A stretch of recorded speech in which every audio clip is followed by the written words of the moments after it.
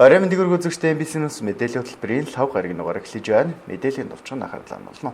Бүх сумдад үйлдвэрлэлийн бэлтгэл ажлыг хангах албан даалгавар төлөвлөлөө. Доогоос эгэлэг стратеги төлөвлөгөөний хэрэгжилтийг үнэлэх баг манай аймагт ажиллаж байна. Он гарсаар галзуу өвчний 18 тохиолдол бүртгэгджээ. Он гарсаар цагуурын аюул үзэгдлийн 95 удаагийн дуудлага ирсэн байна. Эдгээр улмст мэдээллийн дэлгэрэнгээд анхаарлаа болно. Мэдээлж байна. Энэ жил их нутгаар гандуу байгаатай холбоотойгоор улсын хэмжээнд үйлдвэрлэлийн бэлтгэл ажлыг хангах чиглэлийн ажлуудыг хийж эхэллээ. Тэгвэл аймгийн засаг дарга үйлдвэрлэлийн бэлтгэл хангах даалгаврыг бүх сумдад болоод аж ахуйн нэгж байгууллагуудад хүргүүлсэн байна.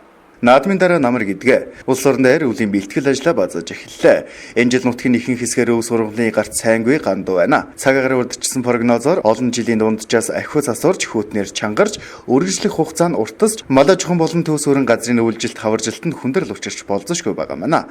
Тиймээс цагуурын урьдчилан зуншлаг намаржилтын нөхцөл байдалд дүгнэлт хийж 2015-аас 2016 оны үйлжилтийн бэлтгэлийг сайдар хангах Монгол Улсын засгийн газрын 2015 оны 293 дугаар тогтоол, улсын онцгой комиссийн 2015 оны 7 дугаар сарын 6-ны өдрийн 3 дугаар тогтоолоор хэрэгжүүлэх зорилгоор аймгийн засаг дарга албан даалгавар гаргаж сум албан газруудын дарга эхлэгч нарт хүргүүллээ.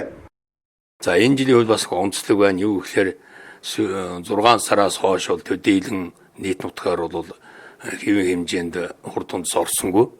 Хэдийгээр хурд тундасны үйлшил тодорхой хэмжээнд гарсан ч гэсэн бас удаан хугацаанд бол халуун байснаас бол хуурайшлт ихтэй.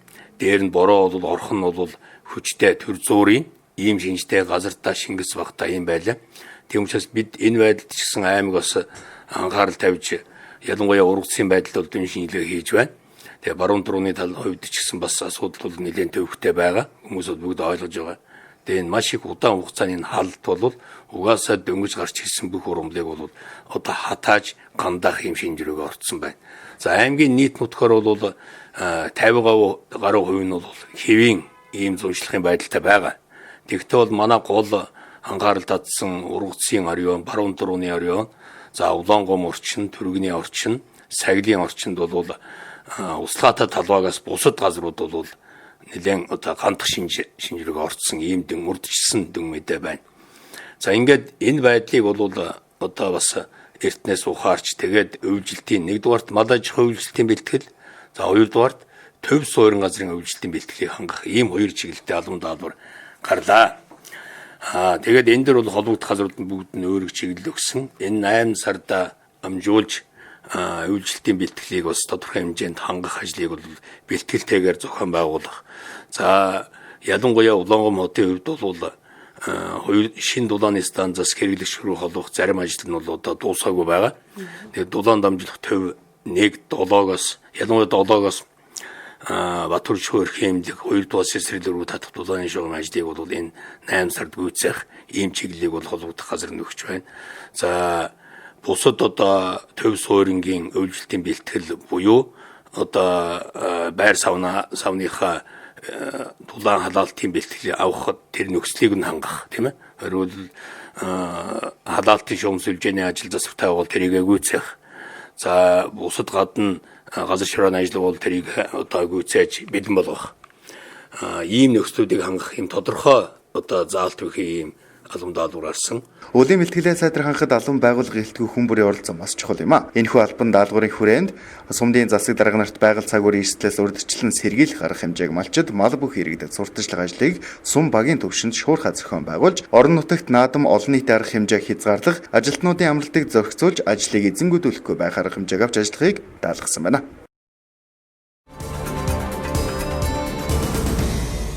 Дараагийн мэдээ хүргэе. Эрүүл мэндийн яамнаас 2010 оноос эхэлсэн улсын хэмжээнд доохоос сэргийлэх стратеги төлөвлөгөө боловсруулан 5 жилийн хугацаанд хэрэгжүүллээ. Тэгвэл энэхүү стратеги төлөвлөгөөнд хяналт үнэлгээ хийх зорилготой баг манай аймагт ажиллаж байгаа юм байна. Одоогийн байдлаар хүн төрөлхтний эсрэг хамгийн том аюул нь доох буюу дархлал олдмол хомслын хам шинж болчиход байгаа юм. Харамсалтай нь доох өвчин цаг минутаар хүрээгээ тайлж байгаа бөгөөд жил ирэх тусам халдвар тээгчид залуужиж байгаа судалгааг Дэлхийн эрүүл мэндийн байгууллагаас гаргасан байна. Манай улс 3 саяхан хүн амтай боловч улсын хэмжээнд энэхүү аюулт өвчин 182 тохиолдол бүртгэгдээд байгаамаа. Тиймээс энэ өвчнөөс урьдчилан сэргийлэх, хүмүүс доо өвчний талаар мэдээлэл түгээх зорилгоор эрүүл мэндийн яам Global Sun-тай хамтран 5 жилийн хугацаатай бэлгийн замын халдвар түвшнээ сэргийлэх үндэсний стратеги төлөвлөгөө боловсруулан 2010 оноос эхлэн хэрэгжүүлж эхэлсэн байна. Тус стратеги төлөвлөгөөний хэрэгжилтийн хугацаа дуусгар болж байгаатай холбогдуулан стратегийн хэрэгжилтийн үр дүнд үнэлгээд үнэлт өгөх, бэлгийн замын халдвар түвшнээ сэргийлэх чиглэлээр баримтлах, бодлого чиглэлийг тодорхойлох зорилтын хүрээнд манай аймагт холбогд байгууллагын ажилтнууд ажиллаж үнэлгээ хийж байна. Бэлгийн замаар дамжих халдвар гэдэг бол нийт хамын дунд тархалт өндөртэй нэлээд тулгымцсан асуудлын нэгтэй. За энэ талаар одоо их олон үйл ажиллагааг бол хийж байгаа л да. Түүний нэг нь юу байх вэ гэхээр бид үсэд өнөөдөр яг Увс аймагт ирж байгаагийн гол хийгдэж байгаа гол үйл ажиллагаа маань юу байх вэ гэвэл бэлгийн замаар дамжих халдвар хэдийхээ дохоос сэргийлэх үндэсний стратеги төлөвлөгөө одоо хэр зэрэг хэрэгжсэн бэ? Тэ 2010-аас 15 онд одоо үйл ажиллагаа нь хэр зэрэг хэрэгжсэн бэ? Цаашдаа бид нар юу хийх вэ гэдэг дээр голлоод одоо үнэлгээ хийгээд явж байгаа юм. Тий. Одоо ямар аймагуудаас хийх вэ? Биднес ерөнхийдөө тэр зүүн бүс за тэгээ баруун төвөг гээд ингээд одоо Монгол улсын хэмжээнд 5 аймгийг сонгоод явж байгаагийн нэг нь тий одоо баруун хэсгийг төлөөлөд Увс аймагт төлөөлөд хурж ирж ажиллаж байгаа. Тэгээд биднес мэдээж энэ одоо стратеги төлөвлөгөө маань ерөнхийдөө зүгээр ингээд бодод үзэхэр нэг өвчин юм шиг боловч энэ цаана одоо нийт хүн амын тий нийт улс үндэсний асуудлыг бас хариуцж одоо юу гэдэм бэ одоо чухал асуудлын нэг байдаг учраас биднес яг одоо баруун аймагуудыг төлөөлөд Увс аймагт ирж Яагаад манай аймаг сонгосон? Ер нь манай аймаг өвчлөлөөр манай аймаг гэсэн. Яг зүгээр бид нар яг их өвчлөл өндөртэй намтай биш багтаач гэдэг юм уу тэрийгээр бол сонгоогүй. Ерөнхийдөө баруун бүсийн аймагуудын хувьд стратеги төлөвлөгөө маань хэр зэрэг хэрэгжсэн байна. Зүүн аймагуудад хэр зэрэг хэрэгжиж үү. Тэгээд одоо ерөнхийдөө нэг тий бүсийн онцлог амжилтын төвийг нэг бусад аймагуудыг нэг гэдэг байдлаар сонгож аваад явж байгаа. Түүнээс биш яг одоо юу гэдэг Увс аймаг аяг хөвчлөл өндөртэй учраас ирж байгаа гэдэгтэй бол гол биш. Мэдээж бэлгийн замаар дамжих халдвар гэдэг бол яг одоо хувь хүнтэй л холбоотой асуудал. Тэ яг хувь хүн өөрөө л одоо сэргийлж ингээ хамгаалж чадхал юм бол биднес бэлгийн замаар дамжих халдварт өртөхгүй байна. Хүний даралх хүмслийн вирусын халдварт өртөхгүй байна. Энэ бол ерөөсөө тухайн хүний асуудал. Тэгэхээр тэр хүн өөртөө хэр зэрэг эрүүл мэндэд анхааралтай ажиллаж чадна. Төдий чинээ тэр хүн яг халдварт өртөхгүй байх ийм л асуудал. Өөрөөр хэлэх юм бол агаар туслын халдвар биш. Тэр хүн өөрийн хүссэн хүсээгүй зүгээр одоо юу гэдэг агаар туслаар дамждаг халдвар биш учраас ерөөсөө тэр хүн өөрөөс нь шалтгаалдаг л ийм халдвар. Тийм учраас хувь хүн өөртөө одоо юу гэдэг анхааралтай өөрийнхөө эрүүл мэндэд одоо сайтар анхаарч чадчихвэл сэргийлж чадна л гэж хэлмээр байна. Ажлын хэсэг тоохол урьдчилан сэргийлэх стратеги төлөвлөгөөний 5 жилийн хэрэгжилтэнд үнэлгээ хийхээс гадна цаашид юун дээр анхаарах, ямар ажлуудыг зохион байгуулах чиглэлийг тодорхойлох зорилготой юм байна. Манай аймаг ихэд энэхүү аюулт өвчний 2 тохиолдол бүртгэгдсэн сэтгэл зовоос асуудал болж байна. Тиймээс энэхүү аюулт өвчнөөс урьдчилан сэргийлэхийн тулд хүн бүр хувийн ухамсараа дэвшлүүлж өөрийгөө эрсдэл хамгаалах хэрэгтэй юм а. Зонод зөвчн судалтын төв тунгарсаар галзуу өвчний 18 тохиолдол бүртгэжээ. Цаахийн буюу 7 дугаар сарын 21-ний өдөр Ховд суманд галзуу чон хүн рүү дайрсан тохиолдол гарсан бөгөөд цаг тухайд арга хэмжээт вакцинжуулалт хийсэн байна. Сүүлийн жилүүдэд халдвар төвшний тархалт нэмэгджээ. Он гарсаар манай аймгийн хэмжээнд мал амтнаас хүнд халдварладаг галзуу, боом, хачигт халдварын тохиолдол бүртгэгдэж, газар дээр нарах хэмжээ авч ажилласан байна. Дэлхийн нийтэд халдвар төвшний улмаас нарс барагсдын тоо дайны жилүүдээс 2 дахин их байгаа нь Дэлхийн эрүүл мэндийн байгууллагын тулгамц асуудлуудын нэг болоод байгаамаа. 7 дугаар сарын 18-наас эхлэн тарван дахлын эсрэг вакцинжуулалт хийгдэж эхэлсэн. Өнөөдрийн байдлаар халдвартын тасыг хөлийн цэрэг цагдаагийн газар идэвхтэй голомттой сум болох ханган сумдын иргэдийг хамруулад байна. Мөн он гарсаар хэмжээнд хачигт халдварын 4 тохиолдол бүртгэгдээд байна. Аялал, амралт, зугаалгын цаг үргэлжилж байгаатай холбоотойгоор хээр гадаа ой модонд явах нь ихсдэг. Энэ үед хачигт хазуулах тохиолдол гарах эрсдэл өндөр байгаа учраас иргэдэд анхааруулсан мэдээг зонод өвчин судлалын төвийн эмч нар өгч байна. Он гарсаар Увс аймгийн хэмжээнд нийт галзуу, боом, хачигт халдвар зэрэг зоонуудын халдварт өвчний тохиолдлууд гарсаар байна. За үүнээс бол галзуу өвчний тохиолдол 18 удаагийн тохиолдол гарсан байгаа. За хамгийн сүүлд бол 7 сарын 21-нд Увс аймгийн Ховд сумны нутагт галзуу чон нэг айлын одоо 2 хүн рүү дайрч зэрэг дайрч одоо маш хүнд гэмтэл учруулад за тэгээд цаг тухайд нь манай байгууллагаас арга хэмжээ авч ээлжис вакцин хамруулсан 48 цагийн дотор. За одоогор бол хүмүүсийн биеийн байдал сайн байгаа. За мөн 7 сард Хяргал сумын нутагт бугт багт үхрийн бом хүчний шинжлэх гарсан. За энд нь бол манай мал эмнэлгийн газар, за манай зооны зөв судлалын төв, за сумын эрүүл мэндийн нэгдлэх хэмжээ байгууллагууд хамтарч ажиллаад одоо газар дээр нь устгал хийгээд малд нь, за бусад мал хавцсан байж удахгүй мал амтны хүнд нь вакцин, урьдчилан ширхэг ээлжис вакциныг хийгээд ямарч байсан хүчний голомтыг дарсан байгаа. За хажигт олдор өвчнөд болохоор хаврын цагт идэвхтэй байдаг учраас за манайхын малчтаас бэлчээрийн ачгийн цусны шинжилгээ аваад Улаанбаатар төв лаборатори шинжилүүлээд ямар ч гэсэн 4 хүн бол хачигт эрхтиоз гэдэг өвчний шинж тэмдэг цуснасаа илэрсэн байгаа. За тэр хүмүүст бол бас тухайн сумынх нь эмнэлэг сум дундын эмнэлэгт нь одоо шинжилгээний хариу хөргөлж тус дур үрдэн дээр арга хэмжээг авсан байгаа. За тэгээд таргуун тахал өвчнөд халдуулсан үед яах вэ гэхээр хүн маш өндөр халуурна. За хүний биений бүх хүлчирхай цочдог, хавддаг гэх мэт ийм шинж тэмдэг хэрэг хүмүүс илэрх юм бол маш хурдан мэрэгжлийн байгууллагт хандах, нэгдсэн эмнэлэг манай зооны зөв судлалын төв гэх мэтлийн хоёр байгууллагт хандаж маш хурдан арга хэмжээ авахгүй бол бас цаг алдах юм бол энэ бол байгалийн голомтол өндөр халдвартай өвч учраас маш дөрвөн хугацаанд одоо өхөл төрөх аюултай тийм өвчин байгаа. Хил залгаа хувьд аймгийн нутагт одоо даргуун тахал өвчнөр 14 настай хүүхэд халдвар аваад 4 хоногийн дараа одоо эндсэн ийм тохиолдол гарсан байгаа. Тийм учраас ер нь ард иргэд болж өгвөл таруух зураг гэх мэт энэ байгалийн жижиг юмрх шамттай харьцахгүй байх. За тэдгээрийн бөөс бөөргөнд хазуулах зэрэг ер нь өөрсдөөс шалтгааллах юм дээр маш өндөр дэглэн байж хандна гэж ард түмэн хэлмээр байна.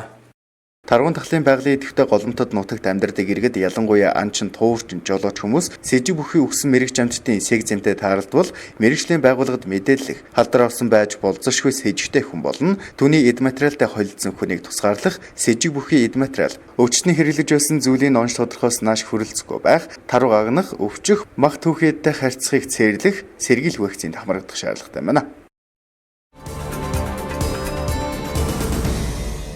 Аймгийн онцгой байдлын газар эхний 7 сарын байдлаар байгаль цаг уурын аюулт үзэгдлийн 95 удаагийн дуудлагыг хүлээн авч ажилласан байна. Сүүлийн үед гол мөрөн нуур тогтоолуулсанд бага насны хүүхдүүд усан тосолдох явдал ихээр гарч байгаатай холбоотойгоор онцгой байдлын газраас сэрэмжлүүлэх мэдээллийг хүргэж байна. 2015 он гарсаар усны ослын золгүй тохиолдол 13 аймгийн 39 суманд нийслэлийн 4 дүүрэгт нийт 60 удаа гарч 19 хүүхэд 47 наснд хүрэгчид амнаас алдсан гэсэн харамсалтай мэдээ байна. Үүнтэй холбогдуулан гамшигын шуурхай удирдлагын газраас ард иргэдийг усны осолд өртгөөс урьдчилан сэргийлэх, сэрэмжлүүлэх мэдээг хил мэдээллийн хэрэгслээр олон удаагийн давталтай хүргэх, хүн олноор цуглардаг гол мөрөн нууруудад ойролцоо газар цагдаагийн байгууллагатай хамтарч эргүүл ажилуулахыг онцгой байдлын газрын дарга нарт үүрэг болгосон байна. Мөн хуурь ашилтны аюултай төвшөнд нутгийн 20 гаруй хувийн гангийн байдалтай байна. Тиймээс иргэд аялал зугаалахдаа ил гал гаргахгүй байх, татсан тамхины цогийг сайтар унтраахыг онцгой байдлын газраас анхаарууллаа. За ойрын өдрүүдийн цаг агаарын нөхцөл байдлын тухай мэдээлэх юм бол ер нь бас дуу цахилгаантай бороотой, салхи шуургатай, үе үе салхины одоо эрчим нэмэгдэх ийм одоо хандлага төлөвтэй байна. Тийм учраас иргэд маань бас энэ байгаль цаг агаарын аюулт үзэгдлээс одоо урьдчилан сэргийлэхийг бас онцгойлон анхааруулж байгаа. За мөн сая бас онцгой байдлын ерөнхий газраас бид нар бас мэдээлэл ирсэн.